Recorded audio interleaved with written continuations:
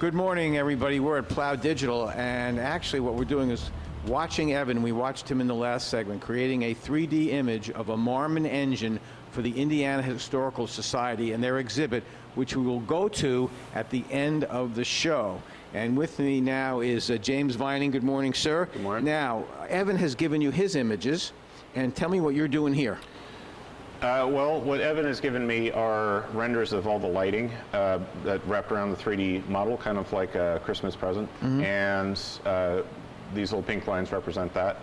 And what I need to do is give it a treatment. So the goal is to make it look like this illustration from the original Marmon advertisements. So what I'll do is I'll give it a treatment. I'll turn those off. So you want the sort of the texture of that to match that. Correct. Is that correct? All right. Correct.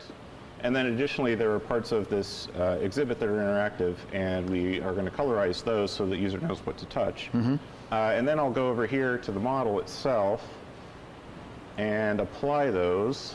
So here's the horn Yes. we just colored.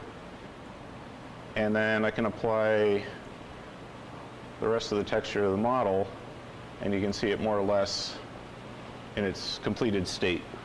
Okay, so now that you've done that, we're not done yet. No. So what has to happen now? Well, next it needs to be animated, and then it needs to be sent over to Matt, who's going to program all the interactivity. When you say animated, is that meaning to have the parts move? Correct, yep. So the fan will rotate, the engine will sort of vibrate a little bit, the throttle will move back and forth as throttles do. And that's what Matt's going to do. Correct. And my phone's ringing, but you know what? I'm not going to answer it. That's a good idea. We're going to go see the final process in this in the next segment.